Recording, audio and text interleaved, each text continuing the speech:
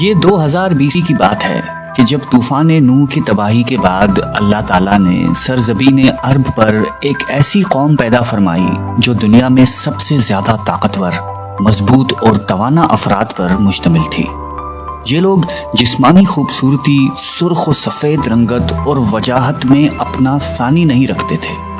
مال و دولت کی فراوانی، شاندار تہذیب و تمدن، شان و شوکت سمیت دنیا کی ہر نعمت اور آسائش انہیں میسر تھی۔ قرآن کریم میں ارشاد باری تعالیٰ ہے کہ ان جیسی کوئی اور قوم اور ملکوں میں پیدا نہیں کی۔ قوم عاد کے متعلق تفصیل سوائے قرآن کریم کے کسی اور مذہبی یا قدیمی تاریخی کتب میں نہیں ملتی۔ اس لیے اس قوم کی حالت کا نقشہ یا قرآن کریم کے ذریعے بن سکتا ہے یا پھر ان اثریات کے ذریعے جو محققین علم آثار نے ان کے بارے میں حاصل کی ہیں۔ مورخین لکھتے ہیں کہ عاد نام کا ایک شخص حضرت نوح کی چوتھی نسل میں ان کے بیٹے سام کی اولاد میں سے تھا۔ چنانچہ اس شخص کی اولاد اور اس کی پوری قوم عاد کے نام سے مشہور ہو گئی۔ وہ اعرابی تھے جو بہت لمبے اور مضبوط ستونوں پر قائم کردہ عالی شان محلات میں رہا کرتے تھے۔ قرآن کریم نے انہیں ارم ذات العماد یعنی ستونوں والے کے نام سے یاد کیا ہے۔ ارم ان کا بہت خوبصورت شہر تھا جس کے آثار 1984 میں خلائی شٹر چیلنجر کی مدد سے دریافت کیے گئے ہیں۔ یہ علاقہ آج کل عمان کا حصہ ہے۔ بحریہ عرب اور بحر احمر کے درمیان عمان، حضرموت، بحرین اور مغربی یمن تک ایک وسیع صحرا ہے جسے صحرائے الاحقاف کہتے ہیں۔ یہ دنیا کے عظیم صحراؤں میں سے ایک ہے جس کا رقبہ ایک محتاط اندازے کے مطابق 65 لاکھ مربع میٹر ہے۔ اس صحرا میں سفید اور باریک ریت کے ہزاروں فٹ اونچے پہاڑ نما ٹیلے ہیں جہاں کوئی بھی چیز پھینکی جائے تو منٹوں میں غائب ہو جاتی ہے۔ کسی زمانے میں یہ دنیا کا سرسبز و شاداب علاقہ تھا اور وہاں یہ قوم عاد آباد تھی۔ آج یہ بھیانک صحرا اللہ تعالیٰ کی کھلی نشانیوں میں سے ایک اور اہل زمین کے لیے جائے عبرت ہے۔ قرآن کریم میں ارشاد باری تعالیٰ ہے کہ وہ ارم جو ستونوں والے تھے جن کی مانند کوئی قوم ملکوں میں پیدا نہیں کی گئی۔ بعض مفسرین نے لکھا ہے کہ ارم عاد کے دادا کا نام تھا جیسا کہ ان کے شجرہ نسب میں بیان کیا گیا تھا۔ ڈاکٹر اسرار احمد تحریر فرماتے ہیں کہ عام مورخین کا خیال ہے کہ ارم قوم عاد کے شاہی خاندان کا لقب تھا۔ حالیہ دور میں ایک شہر کے جو زیر زمین آثار دریافت ہوئے ہیں ان سے پتہ چلتا ہے کہ اس شہر کے فصیل پر 30 ستون یا مینار بنائے گئے تھے۔ کہا جاتا ہے کہ یہ شہر شداد نے خصوصی اہتمام کے ساتھ بسایا تھا جو اس قوم کا بہت بڑا بادشاہ تھا۔ قد و قامت اور جسمانی قوت کے لحاظ سے دنیا میں اس کا کوئی ثانی پیدا نہیں ہوا۔ اس طرح اس قوم نے جس معیار اور جس انداز کی تعمیراتیں کی، ایسی تعمیرات اس سے پہلے دنیا میں کبھی کسی قوم نے نہیں کی۔ شاید اسی لیے یہ جگہ شداد کی جنت ارضی کے نام سے تاریخ میں مشہور ہے، تاکہ لوگ آخرت کی جنت کے بدلے اس نقد جنت کو اختیار کر لیں۔ مگر جب یہ عالی شان محلات تیار ہو گئے اور شداد نے اپنے روسائے مملکت کے ساتھ اس میں جانے کا ارادہ کیا تو ان پر اللہ تعالیٰ کا عذاب نازل ہوا اور وہ سب ہلاک ہو گئے اور وہ محلات بھی مسمار ہو گئے۔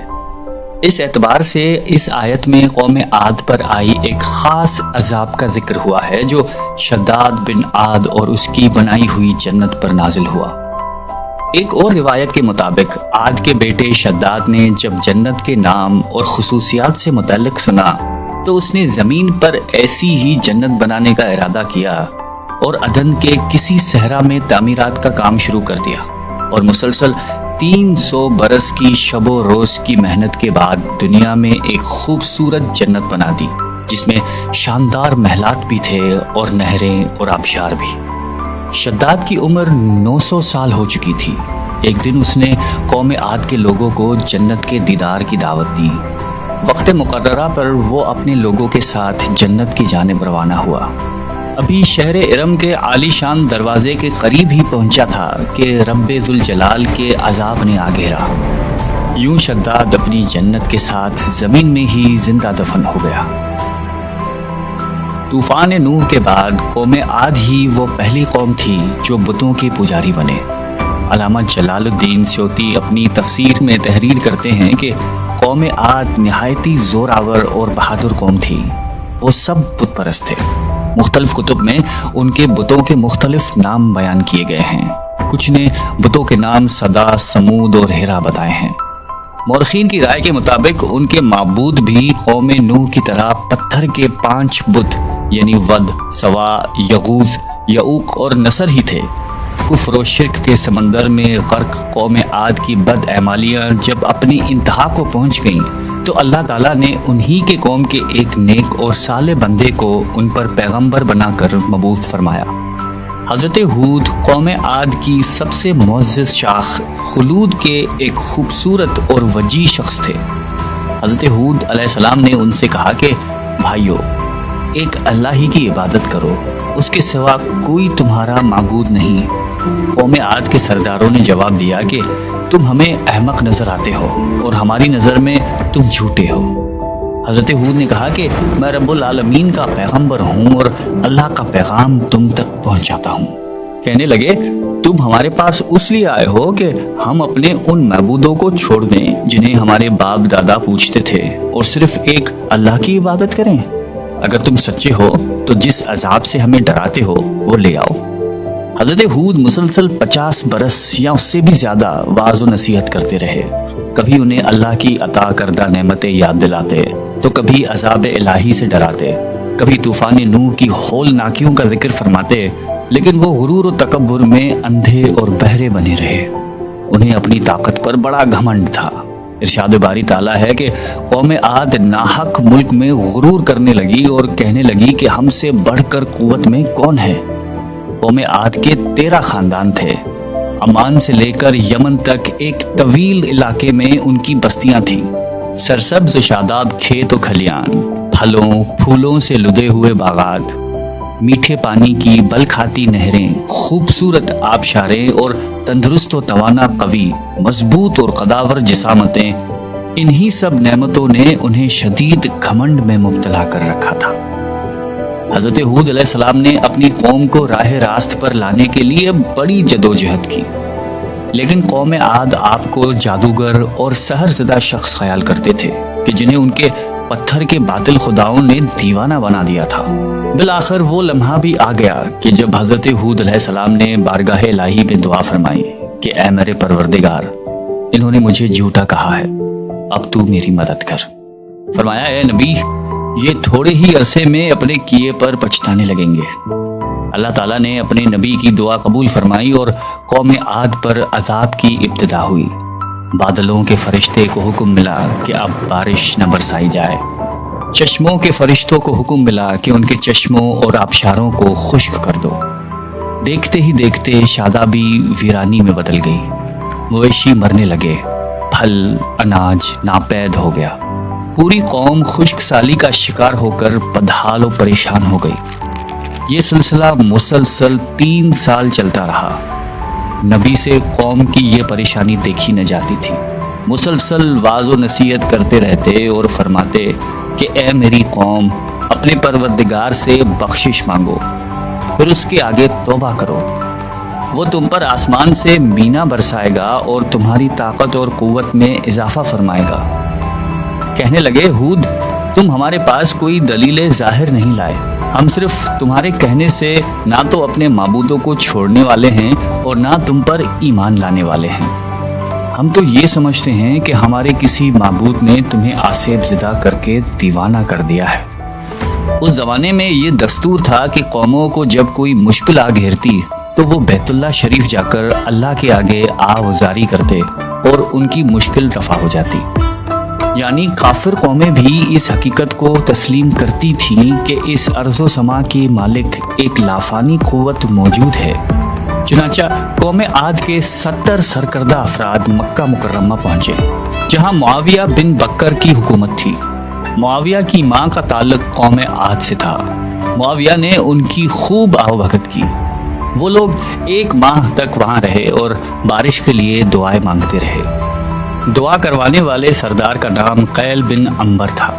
اللہ تعالیٰ نے ان پر 3 رنگوں کے بادل بھیج دیے، سفید، سرخ اور سیاہ۔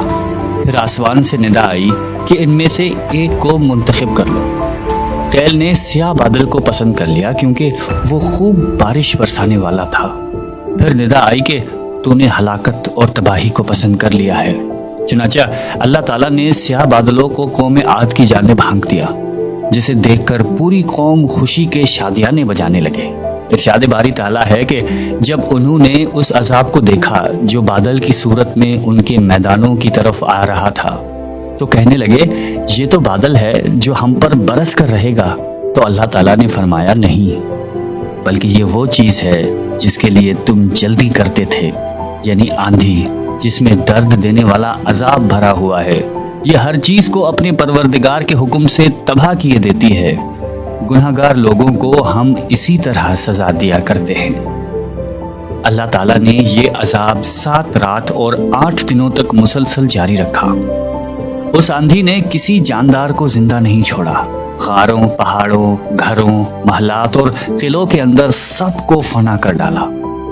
حضرت ابن عمر رضی اللہ تعالیٰ عنہ سے مروی ہے کہ آپ علیہ السلام نے فرمایا کہ وہ آندھی جس کے ذریعے قوم عاد ہلاک ہو گئی تھی، اللہ تعالیٰ نے ان کے اوپر صرف انگوٹھی جتنی جگہ کی مثل ہوا کھولی تھی۔ اللہ تعالیٰ نے اس خوفناک آندھی سے حضرت ہود علیہ السلام اور ان کے ساتھیوں کو محفوظ رکھا۔ ایک مرتبہ حضرت عائشہ صدیقہ رضی اللہ تعالیٰ عنہا نے آپ علیہ السلام سے دریافت کیا کہ یا رسول اللہ، لوگ تو بادل دیکھ کر خوش ہوتے ہیں کہ اب بارش ہوگی، لیکن آپ کے چہرے مبارک پر تشویش کے آثار نظر آتے ہیں۔ آپ علیہ السلام نے فرمایا کہ عائشہ، اس بات کی کیا ضمانت ہے کہ اس بادل میں عذاب نہیں ہوگا، جبکہ قوم عاد ہوا کے عذاب سے ہلاک کر دی گئی تھی۔ اس قوم نے بھی بادل دیکھ کر کہا تھا کہ یہ بادل ہے جو ہم پر بارش برسائے گا۔ پروردگار عالم نے قرآن کریم میں قوموں کی تباہی کے جو واقعات فرمائے ہیں، ان کا اصل مقصد یہی ہے کہ امت مسلمہ ان سے سبق حاصل کرے۔ اللہ نے قوم عاد کو طاقت و قوت، مال و دولت، شان و شوکت سمیت دنیا کی ہر نعمت عطا فرمائی، لیکن جب اس نے نافرمانی کی اور اپنے نبی کی بات ماننے سے بار بار انکار کیا تو اللہ تعالیٰ نے اسے نیست و نابود کر دیا۔ ہم سب کو بھی انفرادی اور اجتماعی طور پر اپنے روزمرہ کے معاملات کا جائزہ لیتے رہنا چاہیے کہ کہیں ہم جان بوجھ کر یا انجانے میں اللہ اور اس کے نبی علیہ السلام کی نافرمانی کے مرتکب تو نہیں ہو رہے۔ آئیے ہم سب دعا کرتے ہیں کہ اللہ تعالی ہم سب کو قلب سلیم عطا فرمائے اور قرآن اور حدیث پہ چلنے کی توفیق عطا فرمائے۔ آمین۔